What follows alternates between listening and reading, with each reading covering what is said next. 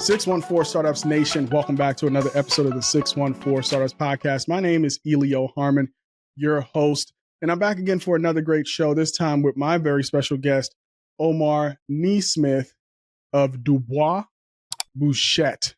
Omar, welcome to the show. Hello. Thank you, Elio. Thank you for having me. All right, man, my French pronunciation needed to be crispy right there, so I love the name of the company.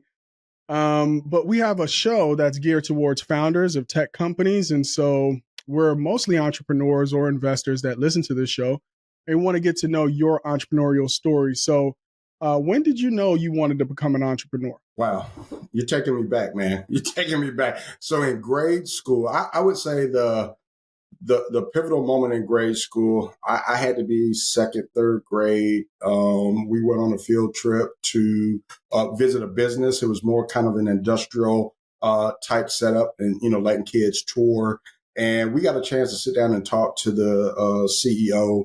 And, he was explaining his business and he gave us opportunity to ask questions. And I was very intrigued and asked a lot of questions, so much so that he noticed me. He was like, wow, for a kid your age to be this engaged and asking, kind of business related questions and operations. At that point, I knew business was the thing for me. What I will say is, though, at that moment, I wasn't one of those kids that grew up and I knew exactly what business I wanted to be in or what exactly I wanted to do. That came much later on. I tried different things, pivoted, but I always knew that I wanted to be in business. And I think business is really the unsaid creative platform. Mm-hmm. Yeah. And, there are a lot easier ways to make money than to start a business. So it's usually something that you can not do, right? It won't leave you alone, right? In some way, somehow, even though it's not like it's your last prospect, right? Nobody says, oh my God, I couldn't find anything to do, so I started a business. Right. It's usually like I was doing something else, but I can't not do this thing. Whether it succeeds or fails, you tell yourself, hey, I'm not going to do that again, man. I'm just going to work a 9 to 5, make some money, forget all this risk and debt and failing and anguish and all of that stuff you have to go through as an entrepreneur. There's easier ways to make money, but I think entrepreneur is just one of those things. Like, it gives you just enough life when you're starting out to want to keep doing it, right? It doesn't absolutely destroy you, but it's like, well, you did make a little bit of money. Yeah, you almost turned a profit. Yeah, that's the temptress, man. So I get it of having that bug and not being able to shake it. So in your opinion and in your experience, what are the essential characteristics of a successful entrepreneur? Well, I mean, there's a lot of different things, but I would say first and foremost, you just got to have that drive. You can't give up. You're going to face a lot of adversity, and you're going to face it from people that you didn't expect, people that you thought was in your corner. So definitely with adversity, never giving up. However, I would also too say that's up there is being a lifetime learner. Like you don't stop learning. You're always learning. That you never get to a point where you know everything. Even when you have gained a vast amount of experience, because also too, like I learned things from younger kids today that is like, okay, I didn't think about it that way, So you gotta always be willing to learn, and then I would say you have to have that passion and really be about people. I think you got to have some type of calling, just like you said a minute ago, in what you do. And you got to work incredibly hard. I think, to your point about all of the points that you mentioned, I think it's an incredible amount of hard work, right? And oftentimes an incredible amount of hard work when you're not seeing any results. And and to the point of learning, that doesn't necessarily mean you need to keep doing the exact same thing, just trying harder and harder. It's about learning what you're doing well, what you're not doing well, making the pivots, and then taking the energy away from the things that you know you weren't doing well and putting it towards the things that end up working for your business. I'm still learning that hard lesson. We're trying to figure it out, right? Trying to figure it out. Sometimes it's easier said than done because we're all creatures of habit. But as an entrepreneur, you need to be ready to go where the data is taking you. So awesome, man. I appreciate that. Now, what we want to do in this conversation is focus a little bit more on our definitions here as we go forward in our conversation between what a tech company is and what a small business is, because those are two unique types of entrepreneurship. Just talk about the difference in your mind when you think tech company versus small business.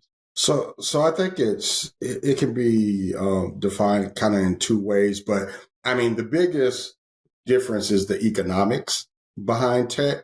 So when you look at a tech business, you're creating hardware or software. Generally nowadays it's hybrid, but you are internally. It could be internally facing. But you are creating product that is going to be used as a tool, whether it's customer facing or internal. And it really boils down to leverage. It's being able to do more for less, and you're solving problems that relates more to leverage.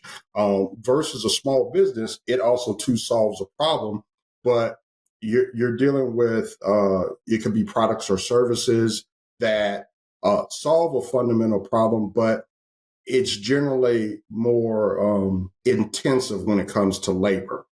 The key thing with technology is, and the economics of it is that your output is going to be in multiple times greater than the labor that goes into it.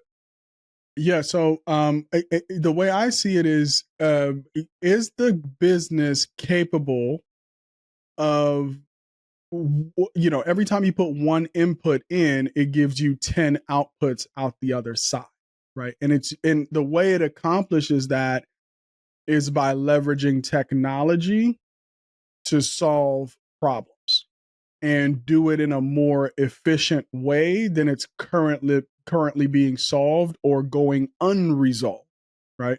So using hardware, software to solve problems, every one input is going to result in 10 outputs, whether that's making more money, saving time for your customer. So now that we have that distinction, I think oftentimes another term that could be used or it is what people are familiar with, and why maybe a lot of people want to be entrepreneurs because they see these billion-dollar companies, is I want to achieve unicorn status, right? The small business is not going to become a unicorn. It can be successful. It can serve a lot of people, but the economics are not there for it to become that billion-dollar company. And last time you and I had a conversation where we see a lot of separation, at least racially, in the wealth gap or in the billionaire realm, is that there are more and more billionaires being created, and the area where they're being created in is tech. But we aren't seeing that same rate of growth of billionaires, of Black tech billionaires. So I want to dig into that subject a little bit more and just get your perspective. So why does it matter? Because we're big users of technology, Black people. But why does it matter for us not just to be users, but to understand and build the technology that we use? Absolutely. We have to be creators because it's foundational in our economy. It's infrastructure, and we have to be a part of infrastructure. And I would go so far as to say is that infrastructure is at various levels of the community. There's community infrastructures. There's infrastructure at the locale level and beyond. We have to have infrastructure, and that's something that we're sorely missing in the community, and particularly in the Black community. And as far as why, the numbers do show we are gaining some ground in that area. If we look at the billionaire representation, we have 4 billionaires that are in tech. We have 13 billionaires total. And the other 13 are in sports and entertainment. So we're just starting to get some traction to make a shift in that area. And honestly, in our community, I think The challenge has been the perception of technology and not wanting to be a nerd. I mean, we need to be nerds. We need more nerds. Infrastructure is critical, and when you look at the opportunity when it comes to tech, to your point, 70% of cross-cultural, 70% of all investment is going into the tech sector. It is a significant economic financial differentiator. When you look at companies and you look, as you said, the unicorns, you're not going to get the same type of valuation in a traditional business. Traditional business, if you're doing well and you're solving a true problem and you have impact in the market, you're still going to get anywhere from 3 to 5 times your earnings in regards to a valuation. In tech, if you're, and this is non-unicorn status, if you're in tech and you're doing well, you're getting 10 times and you could be making the same amount of revenue in a traditional business. If you're killing it, then you're looking at 20 plus times, which that is the critical piece and why you see so much investment flowing into technology. Yeah, so I like the point that you mentioned. It is infrastructure. These are the bones. This is the skeleton upon which the future is being built, right? And there are innovations, leaps being made every single day in this world of technology. However, technology doesn't need to be whatever the popular thing is of the day, because we see things emerge. You think it's going to be the next big thing and they go away, right? Not all technology has staying power. And when I think about myself and when I eventually decide to build a tech company, I have my own tech idea in my head. I think we all do, but there's a little bit of a chasm that we need to cross of going from, this is a technology I have in my mind to this is a technology in a company, because it's more important that you build a company than just a technology. This is what I want to build.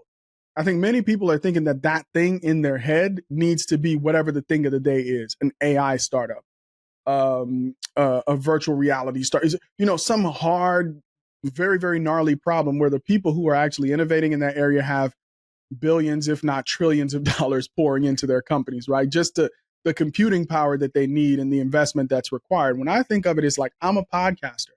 Right now we're recording on a platform called Riverside FM.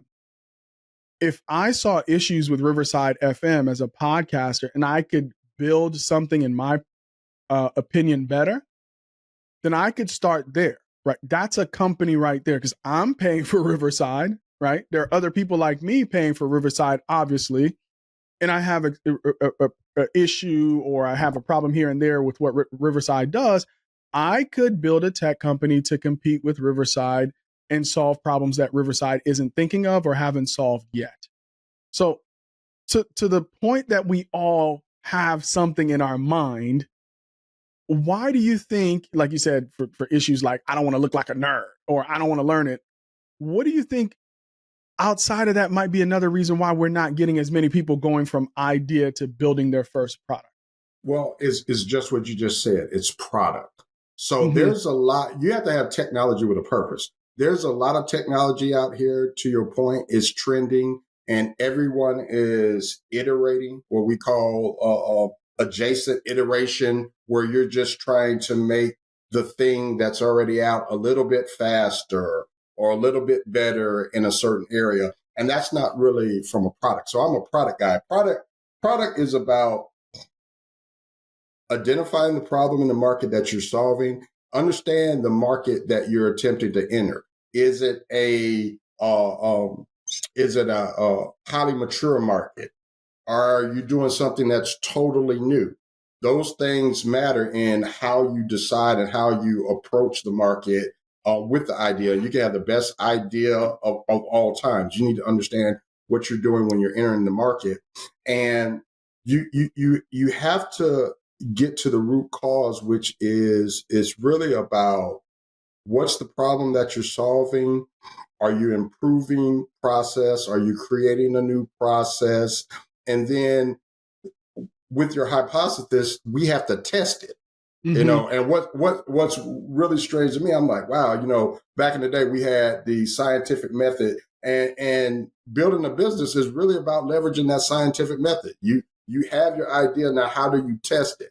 What does it mean to actually test? So some of the challenges is that when we think in terms of a traditional business, it's I have an idea, I pitch my idea, I go to the bank or I get an investor, I get some money, and then I'm off to the races.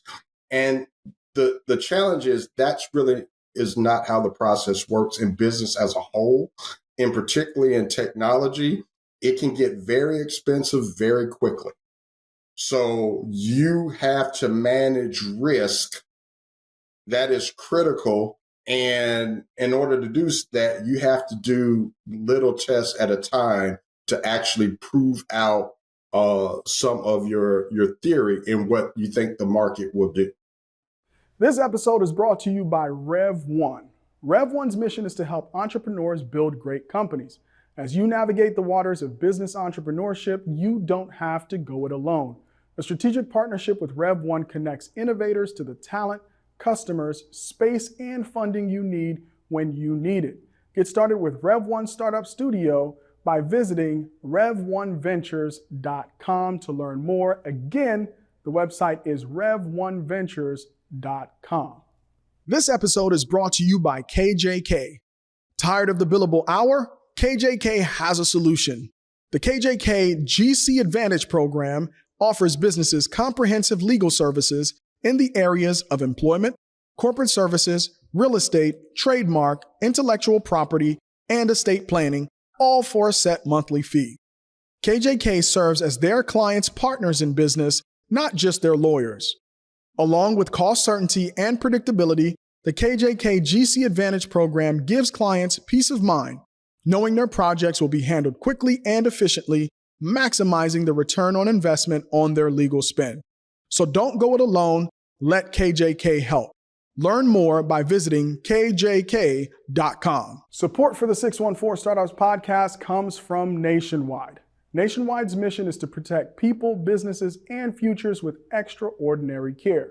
To help fulfill that mission, Nationwide is looking to invest its $350 million venture capital investment fund in insurtechs that will help them create new and exciting products and solutions to meet the needs of their customers.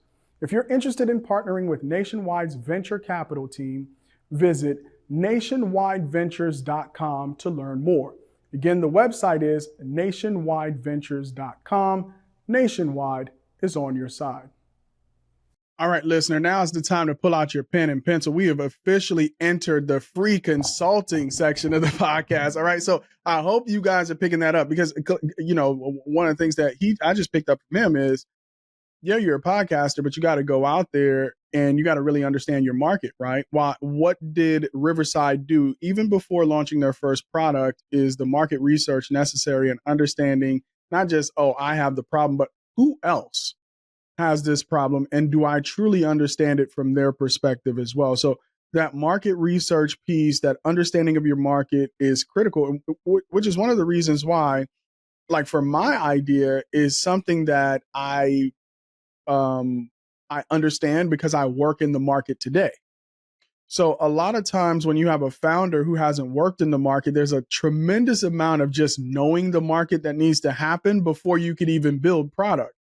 But if you're spending your current career in your market, then you know who the players are, you know what their vulnerabilities are, you know what works, you know what doesn't. You're kind of being paid to build your tech, to understand the market of the tech company you eventually want to build, which is why I think investors also like to see people building companies in industries that they've worked in, because that understanding of the market and relationships and network and all of that is absolutely critical. So you got to understand your market, and then you have to test it.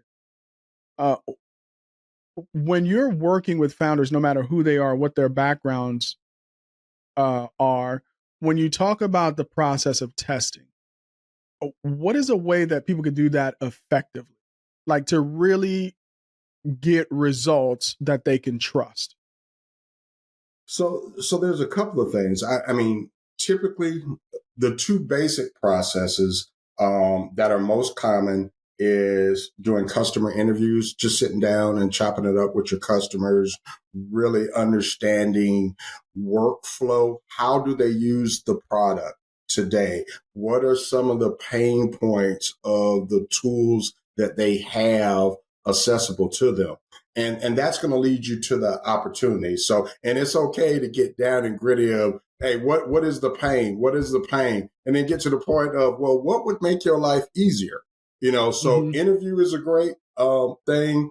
Also to surveys. Now, this is something that, every entrepreneur can do. And it's to get an initial sense of where your idea or your concept is at. Does it actually solve the problem? Then you actually have to dig a little bit deeper. So, and digging deeper in regards to, you have focus group testings. And this is when now we are getting on the consulting side, where this is where you get the real hard data.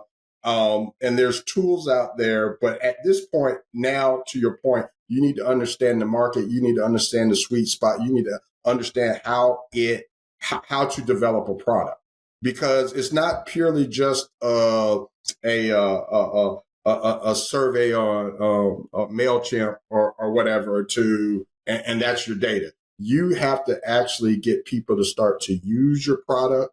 You have to iterate off of sessions. So you're continuously testing your product throughout your launch, throughout the life cycle. And this is where then you're able to, as far as do it yourself, or there are tools out there that can help you get hard data, things like Maze or things like Amplitude. These are products, though, that are generally used by professionals, and this is when you would need to understand more about that product testing. Yeah, man. So there's some stuff that you could probably find online with survey tools like SurveyMonkey. You could probably watch a YouTube video or two to try to figure out how to ask great questions when you are going to market and trying to figure out your target market. So that's awesome. And that's applicable for anybody, but for Black founders in particular. Right. And we have ideas. We know we probably need to go to a resource within our city that might have some of these entrepreneurial support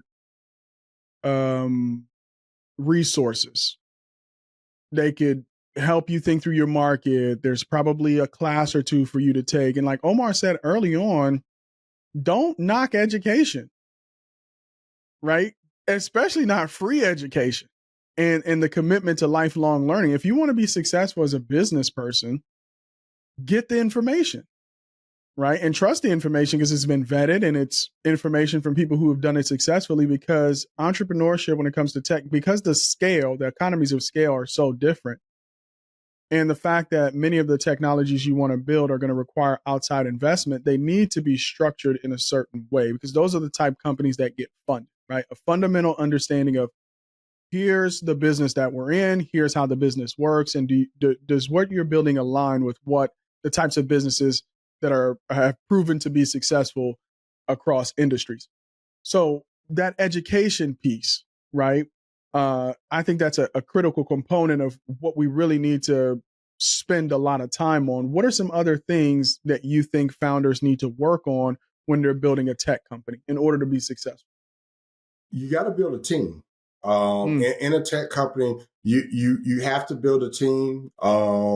You can't know everything. You do have to be familiar with a lot of things. So it's the kind of jack of all trade, not necessarily a master at any, maybe one. But you definitely have to build a team. That's probably the most critical. It is tough. It's generally tough in the Black community. One of the things that we have to do along those lines is strategic partnerships. So there's legal maneuvers and tools that we don't really use. We don't tend to do joint ventures. We don't tend to do collaboratives. These are things that we have to do and use to our advantage to grow our companies. When you do these collaborations, and the one thing I didn't mention when we start talking about your idea, there has to be a conversion from your idea into an actual project. The project is the phase that, okay, now the idea is working, now it's operationalized, and now you're getting data. And then the next conversion is to take that project will eventually roll into a business as long as you're hitting your performance metrics and growth. So it's really, and when it comes to education, I would say, look, project management. I mean, if you're a business owner, you're managing projects, you're managing people constantly in parallel. So you really have to get a crisp understanding of that. Yeah. And, I'm guilty of that, man. I want all the control. Right. But I think you bring up a great point. And that's why I love my current role with the company that I'm working for, because they are a mature startup. So you aren't really early stage startup where you're like, 3, 4 employees. We're at later stage, right? Where I don't know exactly how many people we have across the company, but it's a fair number of people, and that number is growing. And one of the things that I've seen is that you're gonna have to build a team and share responsibility, whether that's early on, but that culture of collaboration among people who are trying to do something great and are coming together to do it, I think is critical for startup success. Because as the founder, if everything is on you, it's just not sustainable. That's just hard starting companies are. And so I appreciate the fact that you brought up it's going to require building a team early on to be successful. So we got continuing education, we got building a team. What else should founders be thinking about, or maybe even investors who are interested in investing in Black founders specifically? What are some things they should be thinking about in ways that we can help accelerate this so we can see more success from Black founders building tech companies? Investors, I think there's the engagement piece of it, and really just having candid conversation. Oftentimes, you have a situation where founders, they pitch their idea, they're eager for feedback, and oftentimes is just not robust, honest feedback. So what ends up happening oftentimes is the founder doesn't get the feedback that they need to learn. Then and I know I've heard it. I'm sure a lot of founders heard it that well, your idea and concept just doesn't meet our portfolio needs. What does that really mean? How can I learn from that? How can I get better?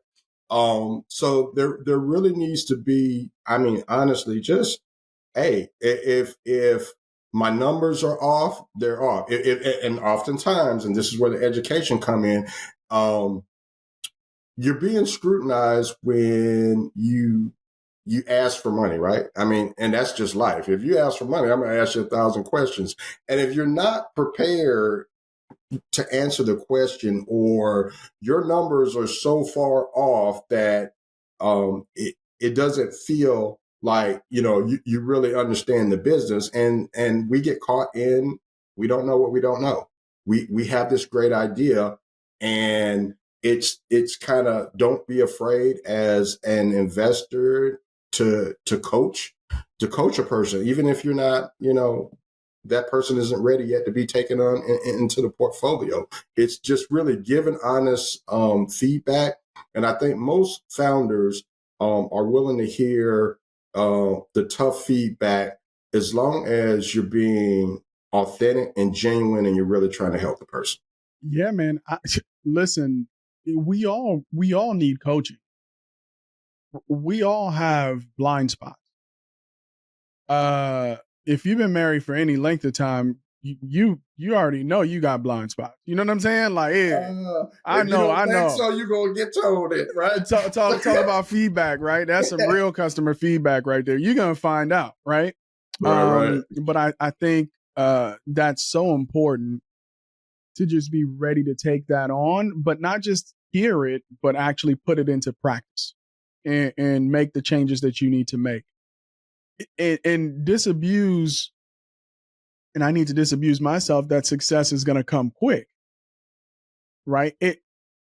You can have everything perfect, and that doesn't mean you're going to succeed quickly, right? The expectation, the patience. Let's talk a little bit about that. The stick-to-itiveness in the face of harsh criticism or constructive criticism or even hard coaching, right? That you have to have patience through that. Why is that important, you think? That's the only way you're going to learn and get to the truth of the matter, the facts of the matter.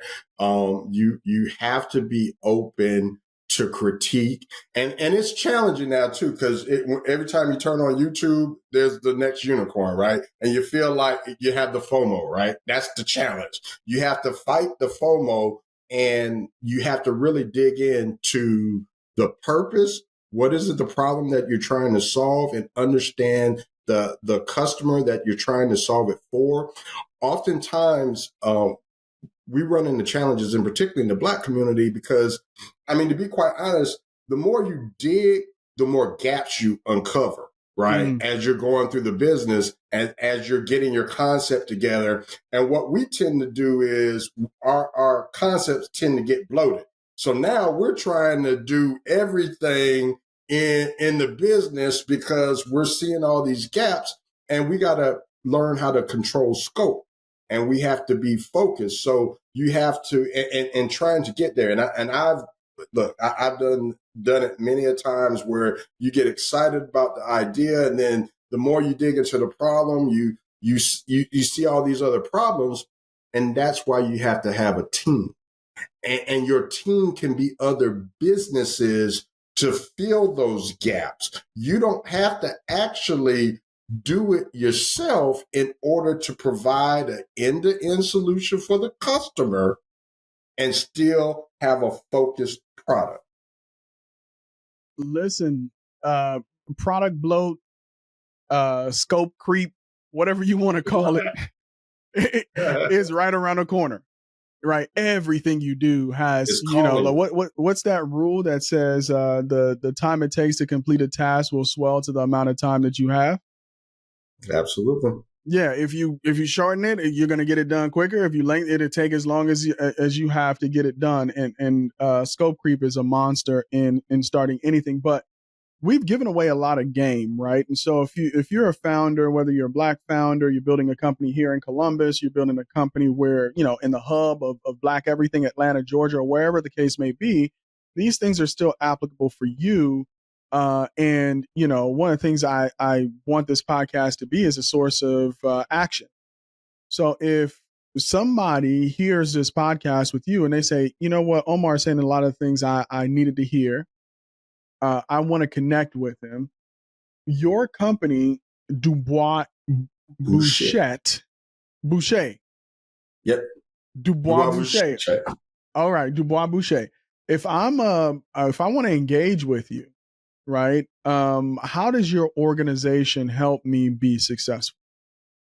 So as far as our organization, we get you to market quickly at the highest quality. So we don't cut corners. It's all about putting out quality product to market as quickly as possible. So, I have 20 experience in technology, and another 15 of that is in product management, product development. So we can help you get your product to market and do it in an efficient, cost-effective manner, so that you can hit milestones, and we can get you from bootstrapping to being a fully funded. That's the goal. The goal is to get you out of bootstrapping into a fully funded organization as quickly as possible. And we have the skill set and the team to do that. So absolutely. Yeah.